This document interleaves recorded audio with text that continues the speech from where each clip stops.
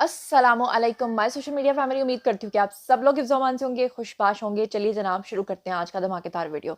सबसे पहली खबर जो मैंने आपके साथ शेयर करनी है वो उसका मैं एक अलग से भी वीडियो आपकी खिदमत में लेकर पेश हो जाऊँगी, क्योंकि मैंने बहुत सारे सबूत आपके साथ शेयर करने हैं। लेकिन इनिशियल खबर ये है कि तहरीक-ए-इंसाफ ने मुल्क दुश्मनी के अंदर जो है वो तमाम पुराने रिकॉर्ड जो हैं वो तोड़ दिए हैं। यानी अगर कोई कहे कि एक ज़रा बराबर भी शक पीछे रह गया है, तो मेरे ख़्याल से उसको शक भी दूर कर लेना चाहिए। आपको पता है कि इन्होंने आईएमएफ को ख़त लिखा और आप सबके सामने पहले ये लोग मुकर गए, इन्होंने कहा हमने कोई ख़त नहीं लिखा। फिर ये इस बात से मुकर गए कि हमने आईएमएफ को ये नहीं कहा कि पाकिस्तान की इमदाद बंद कर दी जाए। लेकिन फिर आपने देखा सबूत के तौर पे कि किस तरह से इन्होंने आईएमएफ की बिल्डिंग के बाहर जो है जिसको लीड कर रहे थे शहबाज गिल, इन्होंने वहाँ पे ना सिर्फ मुज़ाहरा किया, ना सिर्फ वहाँ पर पाकिस्तान मुखालिफ नारे लगाए, ना सिर्फ रियासत मुखालिफ नारे लगाए, बल्कि वहाँ जो गाड़ियाँ चल रही थी उनके ऊपर भी इन्होंने जनरल आसिम मुनीर की तस्वीरें लगाकर बड़े बदतमीजी के साथ वहाँ पर नारे लगाए।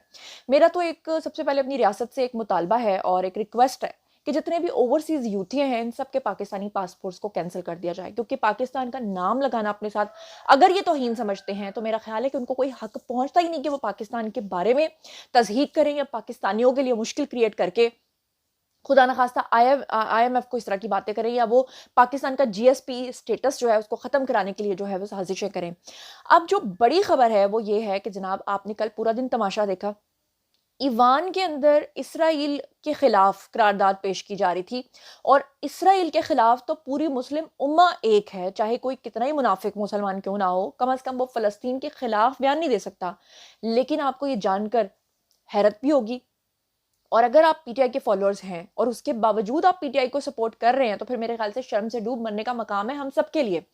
कि आप ये देखें कि ईवान के अंदर बकायदा तौर पे इन्होंने कहा कि जी हम फ़लस्तीन के साथ नहीं बल्कि हम इसराइल के साथ हैं। उसकी तफसीलात मैं अभी आपको बता देती हूँ और पीटीआई के अंदर काफ़ी फूट भी पड़ चुकी है, क्या झगड़े चल रहे हैं वो भी मैं आपको बताती हूँ। लेकिन एक बात मैं आपको याद करवाना चाहती हूँ कि आपको याद होगा कि आज से कुछ महीने पहले इसराइल ने पाकिस्तानी 75 साला तारीख में पहली बार अगर किसी किसी पाकिस्तानी की हिमायत की थी तो वो सिर्फ और सिर्फ इमरान खान थे। और आपको याद है कि वो उस वक्त इन्होंने यूएनए के अंदर बैठकर जो है वो इमरान खान के हक में बुनियादी हकूक का बहाना बनाकर बात की थी। तो यहाँ से ये बात सच साबित होती है कि डॉक्टर इसरार अहमद ने जो कहा था वो सच था। और हकीम सईद को क्यों शहीद करवाया गया था वो भी आज आपके सामने है, क्योंकि उन्होंने अपनी किताब के अंदर सारा कच्चा चिट्ठा लिख दिया था आज से 25 साल पहले कि कैसे इमरान खान को लॉन्च किया गया है।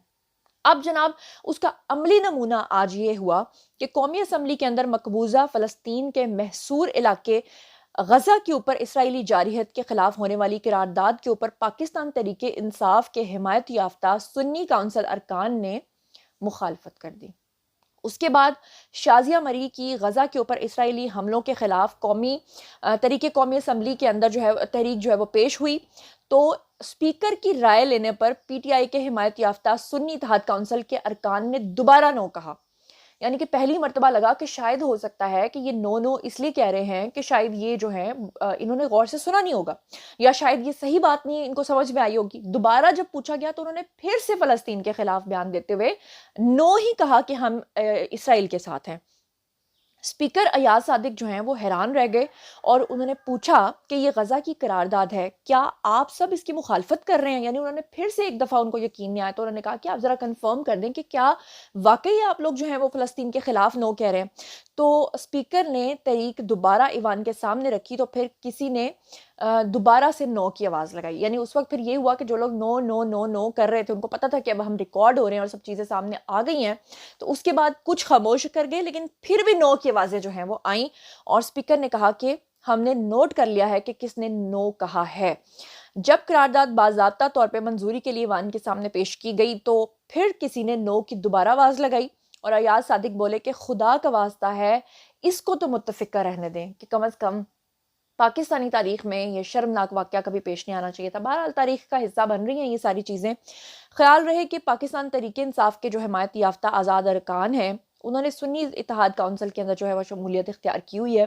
और माह मुक़द्दस में भी गज़ा में इसराइली जारहियत जारी है और आप लोगों को पता है कि इस वक्त वहाँ पर खाने पीने के इस तरह से लाले पड़े हुए हैं कि बुरा हाल है उन लोगों का। लोग बेचारे रेत और मिट्टी के अंदर से जो है वो आटा, या अगर कोई ट्रक्स गुजरते हैं और उनका अनाज कुछ गिर जाता है तो उसको इकट्ठा करके खा रहे हैं। वहाँ पर लोग ओले पड़ते हैं तो उसको जमा करके उसका पानी पीने के ऊपर मजबूर हैं।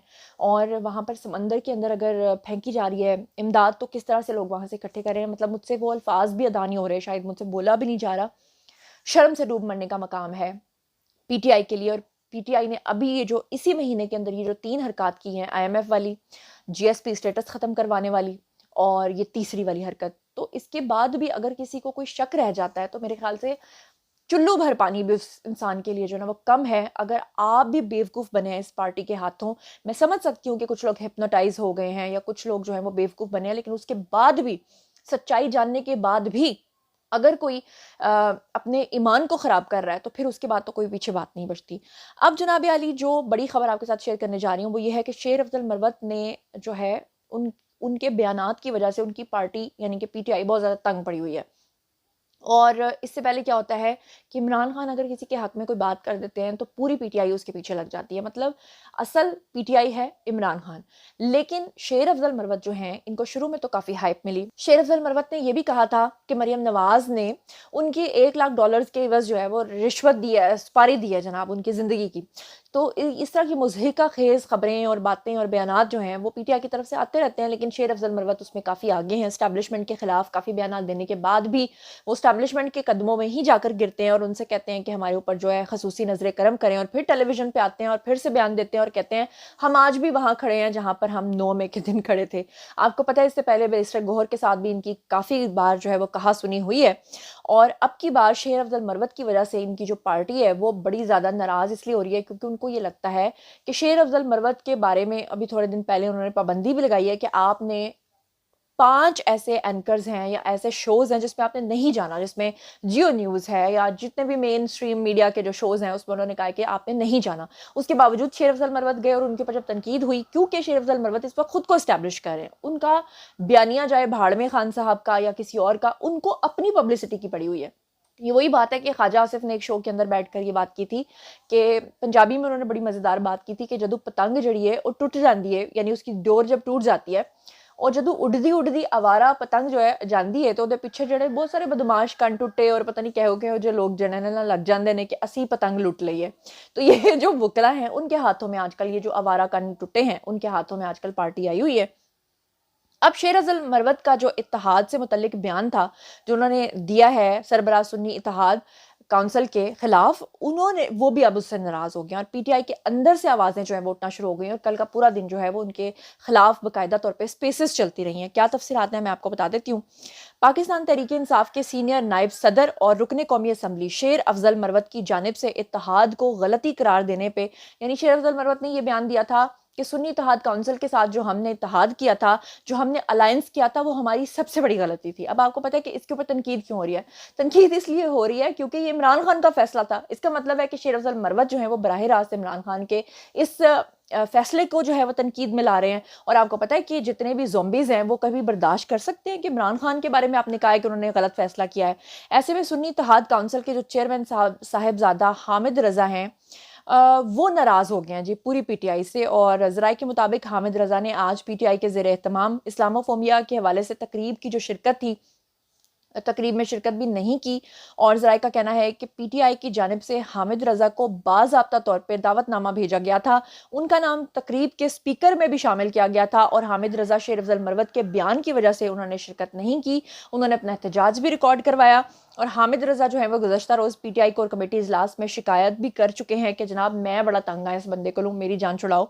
और वो कहते हैं ना कि कुछ बोला तो कई लोग शक्ल दिखाने के काबिल नहीं रहेंगे, ये भी कहा हामिद रज़ा ने। असल में वो क्यों कह रहे थे कि कुछ लोग जो है वो शक्ल दिखाने के काबिल नहीं रहेंगे, उसकी वजह यह है कि जो तनकीद कर रहे हैं शेर अफजल मरवत वो तो कर रहे हैं सुन्नी इत्तेहाद काउंसिल के साथ हमने क्यों इत्तेहाद किया, तो ये फैसला किसका था? ये फैसला तो इमरान खान का था। इसलिए उन्होंने कहा कि अगर मैंने ये बात कर दी तो कुछ लोग अपनी शक्ल दिखाने के भी काबिल नहीं रहेंगे।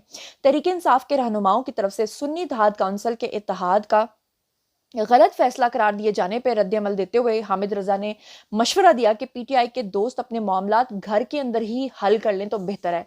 ये उन्होंने क्यों कहा? ये उन्होंने इसलिए कहा कि जब इमरान खान का ही फैसला था तो आप अपने घर को ठीक करें, आप अपने घर के फैसले को ठीक कर नहीं रहे हैं और बाहर आकर आप इस तरह की बातें कर रहे हैं।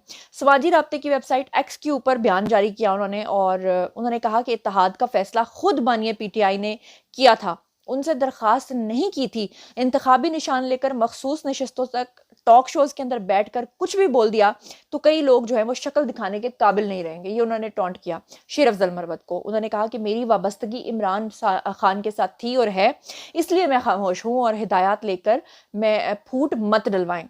उन्होंने गुज़श्ता रोज़ जो शेर अफजल मरवत हैं उन्होंने कहा था कि पार्टी के 2 फैसले गलत हुए हैं जिनकी हम भारी कीमत अदा कर रहे हैं।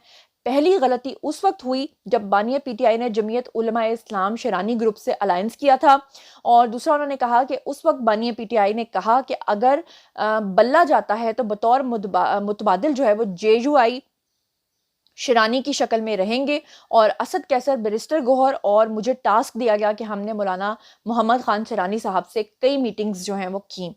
उन्होंने कहा कि कुछ निकात के ऊपर हमारा इत्तेफाक हो गया था और बलोचिस्तान खैबर पख्तूनख्वा में कुछ सीटों की एडजस्टमेंट के ऊपर बानिया पीटीआई जो है वो तैयार भी हो गए थे। बानिया पीटीआई ने कहा कि टीओआर के ऊपर दस्तखत करके पब्लिक कर दें। हमने मीडिया में ऐलान कर दिया कि शिरानी साहब से हमारा इत्तेहाद हो गया है। शेर अफजल मरवत ने कहा कि 3-4 दिन बाद अचानक मौलाना मोहम्मद खान शिरानी साहब की पार्टी का पत्ता कट गया और बल्लेबाज यानी कि पीटीआई नजरियाती सामने आ गई। उन्होंने सवाल उठाया कि बल्लेबाज को कौन लाया, क्यों आया और शिरानी साहब को क्यों हटाया गया, ये सवालिया निशान है। शेर अफजल मरवत ने मुतालबा किया कि पार्टी सतह पर उनके जो जिम्मेदार हैं उनका तयन होना चाहिए, और उन्होंने कहा कि अगर वो गलत फैसला ना किया जाता तो हम निशान से महरूम ना रहते। यानी कि इमरान खान को ही असल में उन्होंने पागल करार दे दिया कि जो सारे फैसले हुए हैं उन्होंने कहा कि बेशक बल्ला ना होता लेकिन हम शिरानी साहब की पार्टी के निशान के ऊपर जो है वो इलेक्शन जीत सकते थे। शेर अफजल मरवत ने यह भी कहा कि दूसरी बड़ी गलती जो हमसे हुई वो ये थी कि वहदतुल मुस्लिमीन के साथ शमूलियत का फैसला करके हमने गलत किया। वहदतुल मुस्लिमीन के साथ समझौते का मकसद मखसूस नशिस्तें बचाना था, लेकिन कुछ लोगों ने इस मामले को फिरका वारियत का रंग दिया और पीटीआई जो क़यादत है उसको धमकी आमेज पैगामात मौसूल होने लगे। उन्होंने कहा कि इस सूरत हाल के बाद पीटीआई ने अचानक सुन्नी इत्तेहाद काउंसिल के अंदर शमूलियत का फैसला किया। शेर अफजल मरवत ने यह भी कहा कि 2 गलत फैसले हैं जिनकी वजह से पार्टी 80 से ज्यादा सीटें खो चुकी है। इस फैसले के जिम्मेदार मुजरिमों का तयन होना चाहिए। उन्होंने कहा कि इन फैसलों की वजह से हमें गैर कानूनी मामलात में जाना पड़ा और आज पेशावर हाई कोर्ट जो है उसने हमारी पिटीशन भी जो है वो खारिज कर दी है। और उन्होंने कहा कि इस किस्म की गलतियों का इर्तिकाब पार्टी के साथ बहुत बड़ी ज्यादती है। तो जनाब मेरा ख्याल है कि आज का व्लॉग यहीं तक रहने देते हैं, क्योंकि जो मजीद खबरें हैं वो मैं अगले व्लॉग में आपको बताऊंगी ताकि कम ड्यूरेशन में आप जो है वो ज़्यादा खबरें जो हैं वो आप तक पहुंच सकें। बारी है जी आप लोगों की कमेंट सेक्शन में आइए और मुझे बताइए कि पीटीआई के अंदर से जो आवाज़ें उठना शुरू हुई हैं शेर अफजल मरवत के बाइकआउट की, और जो पार्टी के अंदर के लोग हैं वो खुद चाहते हैं कि शेर अफजल मरवत से जान छुड़ाई जाए, और दूसरी तरफ शेर अफजल मरवत ने जो कुछ किया है आपको लगता है कि क्या उन्होंने सही कहा है या आपको लगता है कि उन्होंने अपने पैरों पर कुल्हाड़ी मारी है। और दूसरी तरफ इन्होंने जो गज़ा के ख़िलाफ़ और फ़लस्तीन के ख़िलाफ़ जो इन्होंने ईवान के अंदर किया है उसके बाद आप क्या सोचते समझते हैं। और ख़ास तौर पे कमेंट सेक्शन में मुझे वो तमाम लोग बताएं जो पीटीआई के सपोर्टर्स हैं कि आईएमएफ वाला मामला, आईएमएफ के बाहर एहतजाज वाला मामला, पाकिस्तान को जीएसपी स्टेटस से महरूम करने वाला मामला और फ़लस्तीन के हक में गवाही ना देने का मामला, क्या इसके बाद भी आप इमरान खान जिंदाबाद का नारा लगाएंगे? क्या इसके बाद भी आप पीटीआई जिंदाबाद का नारा लगाएंगे, या क्या आप अपने जहन को चेंज कर चुके हैं? आपको कसम है लाजमी बताइएगा। मुझे पता है बहुत सारे यूट्यूब भाईजान मुझे सुनते हैं, बहनें भी सुनती हैं, तो कमेंट सेक्शन में आइए बताइए कि इस सारे मामले के बारे में आपका क्या ख्याल है। जो कुछ भी आप सोचते समझते हैं कमेंट सेक्शन में आइए, शेयर कीजिए, पर्सनली जवाब दूंगी। मजीद खबरें, व्लॉग्स, इंटरव्यूज़ और सियासी तस्वीरें जानने के लिए मेरे साथ कनेक्टेड रहना हरगिज़ मत भूलिएगा। चैनल को सब्सक्राइब कर लीजिएगा। अपना बहुत बहुत ख्याल रखिएगा। अल्लाह निगहबान।